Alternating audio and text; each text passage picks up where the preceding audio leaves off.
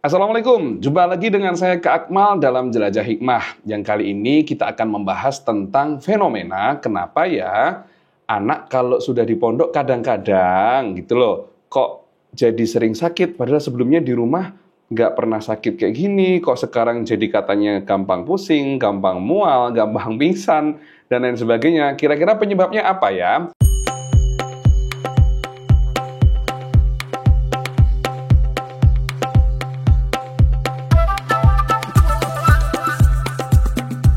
Oke, Bapak Ibu, para pengasuh pondok, serta para orang tua yang saya hormati, pada kesempatan kali ini kita akan membahas fenomena yang sering kita jumpai mengapa santri lebih sering sakit ketika mondok. Kita akan cari penyebabnya, tapi kali ini kita akan membahas secara psikologis ya, bukan secara medis.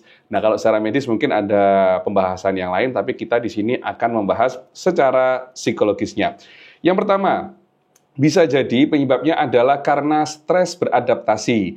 Jadi santri baru itu harus menyesuaikan dengan aturan pondok. Misalnya seperti jadwal yang padat dan lingkungan yang berbeda, yang semua itu butuh proses untuk beradaptasi. Nah, proses adaptasi ini bisa jadi membuat imun tubuh jadi lebih menurun karena dia jadi stres ya. Nah, kemudian yang kedua, bisa jadi juga karena faktor rasa rindu kepada orang tua. Jadi kalau istilah kerennya itu seperti homesick ya, homesick yang sehingga memicu terjadinya psikosomatis, yaitu misalnya seperti rasa kangen yang berlebihan.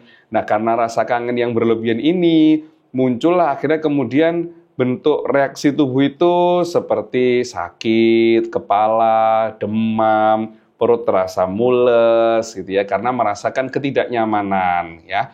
Kemudian yang ketiga, bisa jadi juga karena tekanan sosial, di mana sebelumnya mungkin dia hidup sendirian, paling cuma sama temennya 1-2 orang, sama keluarganya 1-2 orang. Kali ini dia harus bertemu dengan teman sebayanya yang berjumlah ratusan, sehingga dia harus belajar bersosialisasi, punya teman baru. Kadang-kadang akhirnya menimbulkan rasa di sini ya tertekan, atau mungkin karena ada persaingan, blok-blokan. Aduh, saya pengen diterima masuk ke komunitas itu, tapi kenapa ya mereka nggak mau nerima saya? Ada perasaan overthinking. Wah, nanti saya malu kalau kalah hafalannya, saya malu kalau ketinggalan materinya sama teman-teman. Saya pengen seperti si dia. Akhirnya karena overthinking, tekanan sosial itu membuat dirinya menjadi stres, hingga akhirnya kemudian berpengaruh kepada imunnya. Yang keempat, bisa jadi juga karena pola hidup. Nah, pola hidup ini maksudnya bagaimana? Perubahan pola hidup. Yang biasanya pola tidurnya di rumah, ya seenaknya, mungkin nggak sampai malam, ya. Pulang sekolah bisa langsung tidur. Nah, sehingga ketika di pondok ada jam-jam tertentu yang pola tidurnya beda sama di rumah. Kemudian pola makan yang berbeda, baik rasanya, waktunya, ya, hingga aktivitas yang berbeda dari rumah ini juga bisa menjadi beban psikologis. Kemudian yang kelima, bisa jadi juga karena kurangnya ekspresi emosi. Nah, emosi ini jangan hanya dianggap sebagai marah-marah. Emosi ini ada macam-macam.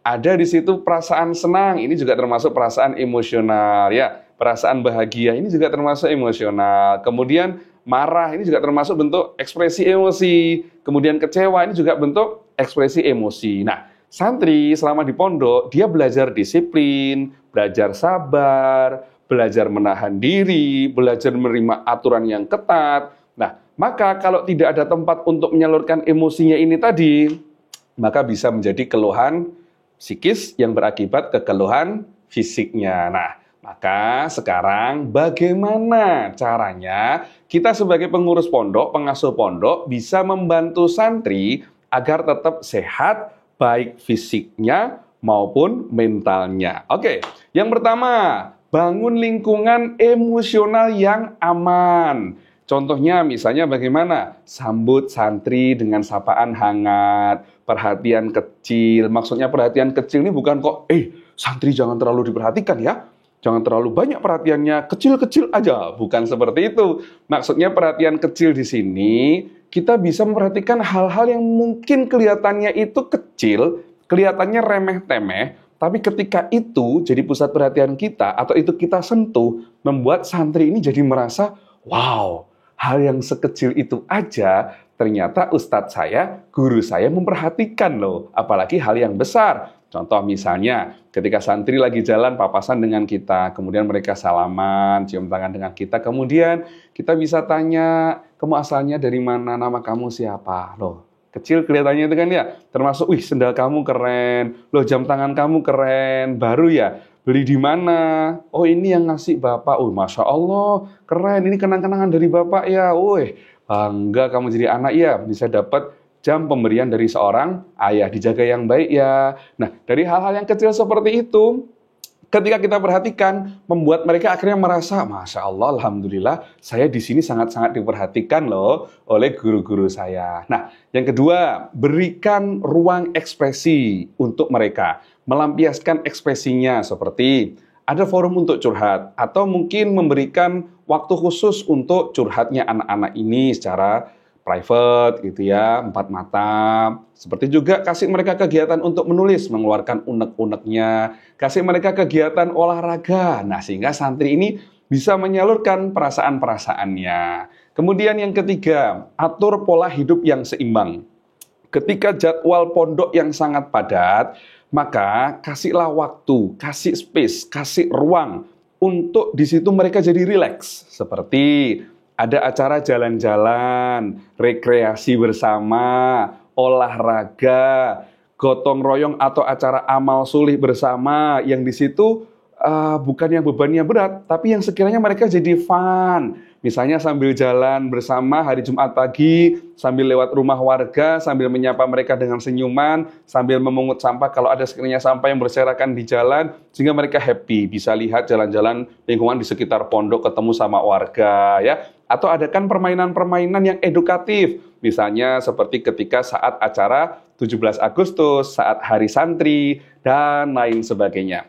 Yang keempat, jaga koneksi mereka dengan keluarga. Nah, bagaimana mereka biar tetap bisa betah di pondok, mereka mentalnya terjaga, fisiknya terjaga, ajak mereka untuk intens komunikasi dengan keluarganya. Misalnya melalui telepon, melalui video call, WhatsApp, atau juga tentukan ada hari kunjungan untuk para santri. Misalnya di hari Minggu, ya orang tua, wali boleh mengunjungi santri. Kita jangan sampai antipati ya ketika ada kunjungan orang tua wali kepada santri. Selagi itu di jamnya, selagi itu sudah kita tentukan waktunya, kita harus kasih ruang kepada mereka. Artinya seperti ini, ketika orang tua masih menyempatkan waktunya untuk mengunjungi anaknya di pesantren, itu artinya orang tua peduli.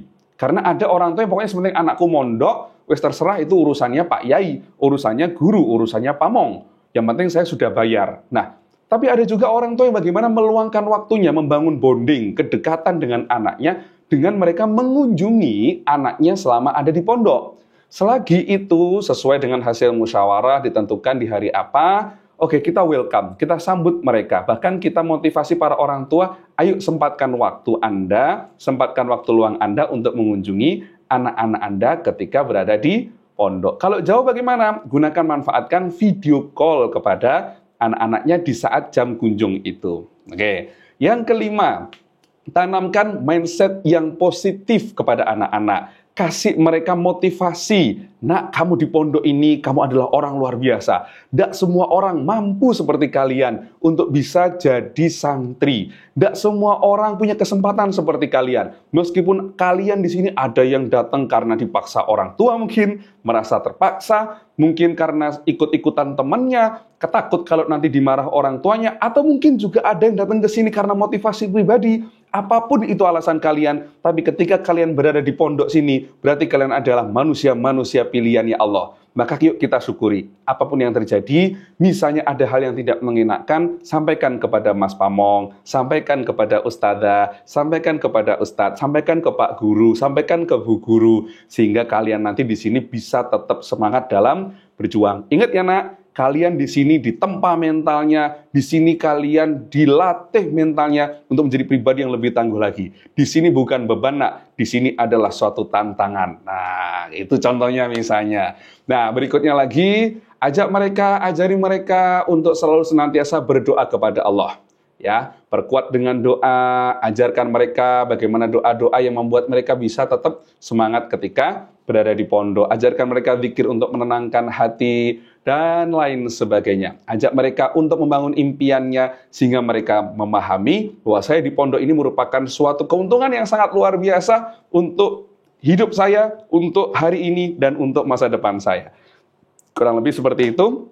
Jadi, kesehatan santri bukan hanya dipengaruhi oleh faktor tidur, faktor makan, tapi juga faktor kesehatan jiwa, rasa aman, merasa dapat dukungan emosional, merasa bisa diterima, merasa bisa didengar, merasa bisa dimengerti. Mereka mendapatkan kasih sayang meskipun mereka tinggal jauh dari orang tuanya. Insya Allah dengan demikian, santri akan bisa lebih kuat, sehat, dan siap untuk menjadi generasi penerus yang profesional religius. Saya Kak Akmal, Jelajah Hikmah.